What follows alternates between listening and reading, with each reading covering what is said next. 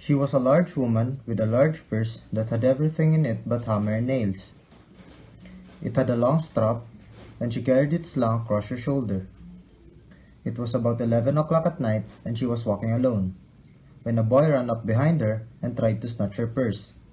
The strap broke with a single thug the boy gave it from behind, but the boy's weight and the weight of the purse combined caused him to lose his balance.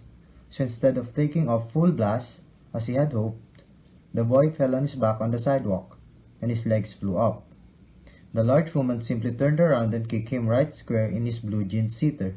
Then she reached down, picked the boy up by his shirt front, and shook him until his teeth rattled. After that, the woman said, Pick up my pocketbook, boy, and give it here.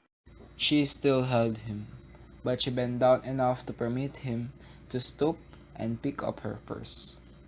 Then she said, Now, ain't you ashamed of yourself?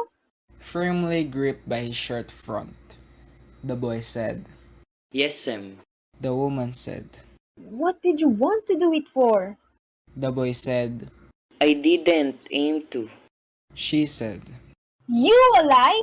By that time, 2 or 3 people passed, stopped, turned to look, and some stood watching. If I turn you loose, will you run? Asked the woman. Yes, Sam. Said the boy. Then I won't turn you loose. Said the woman. She did not release him. I'm very sorry, lady. I'm sorry. Whispered the boy. Mm-hmm. And your face is dirty. I got a great mind to wash your face for you. Ain't you got nobody home to tell you to wash your face? No. Said the boy. Then it will get washed this evening. Said the large woman, starting up the street, dragging the frightened boy behind her. He looked as if he were 14 or 15, framed in willow wild, in tennis shoes and blue jeans. The woman said, You ought to be my son. I would teach you right from wrong. Least I can do right now is to wash your face. Are you hungry? No. said the being drug boy. I just want you to turn me loose. Was I bothering you when I turned that corner? Asked the woman. No. But you put yourself in contact with me. Said the woman. If you think that contact is not going to last a while, you got another thought coming. When I get through with you, sir, you are going to remember Mrs. Luella Bates Washington Jones. Sweat popped out on the boy's face and he began to struggle. Mrs. Jones stopped, jerked him around in front of her, put a half Nelson about his neck, and continued to drag him up the street. When she got to her door, she dragged the boy inside, down a hall, and into a large kitchenette furnished room at the rear of the house. She switched on the light and left the door open. The boy could hear other roomers laughing and talking in the large house. Some of their doors were open too, so he knew he and the woman were not alone. The woman still had him by the neck in the middle of her room. She said.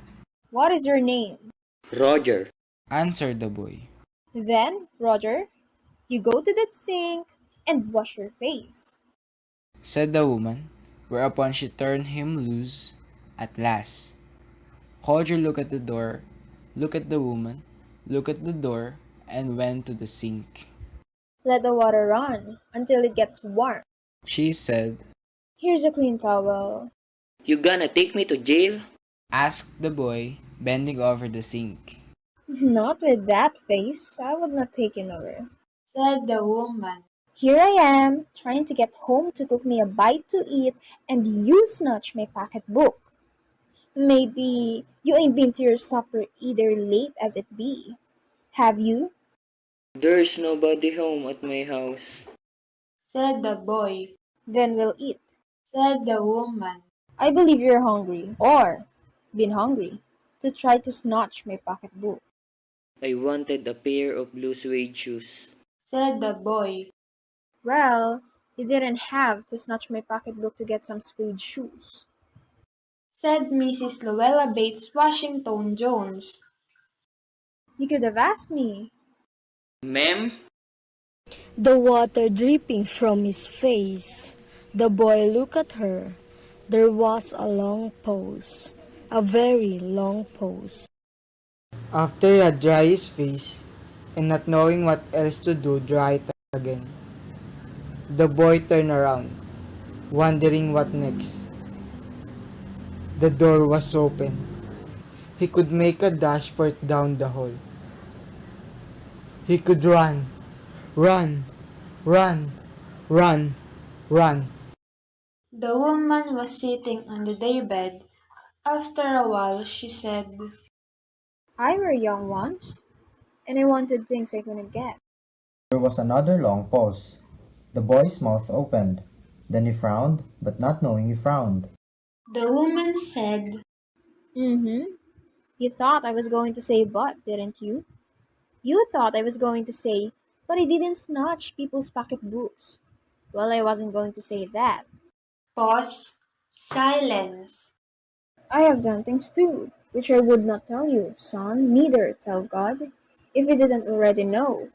So you sat down while I fix us something to eat. You might run that comb through your hair so you will look presentable. In another corner of the room behind the screen was a gas plate and an icebox. Mrs. Jones got up and went behind the screen. The woman did not watch the boy to see if he was going to run now, nor did she watch her purse, which she left behind her on the daybed. But the boy took her to sit on the far side of the room, where he thought she could easily see him out of the corner of her eye, if she wanted to. He did not trust the woman not to trust him, and he did not want to be mistrusted now. Do you need somebody to go to the store? Asked the boy. Maybe to get some milk or something? Don't believe I do. Said the woman. Unless you just want sweet milk yourself. I was going to make cocoa out of this canned milk I got here. That will be fine. Said the boy. She heated some lima beans and ham she had in the icebox, made the cocoa, and set the table. The woman did not ask the boy anything about where he lived, or his folks, or anything else that would embarrass him. Instead, as they ate, she told him about her job in the hotel beauty shop that stayed open late, what the work was like, and how all kinds of women came in and out, blondes, redheads, and Spanish. Then she cut him a half of her 10-cent cake. Eat some more, son. She said. When they were finished eating, she got up and said, Now, here, take this $10 and buy yourself some blue suede shoes.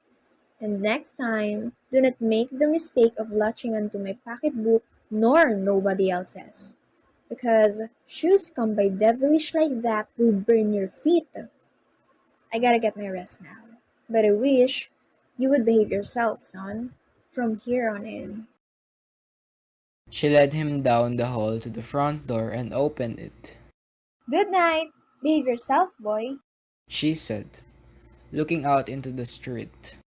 The boy wanted to say something else other than, "Thank you, Mom," to Mrs. Luella Bates Washington Jones, but he couldn't do so as he turned at the barn stoop and looked back at the large woman in the door. He barely managed to say thank you before she shut the door and she never saw her again. Thank you, ma'am.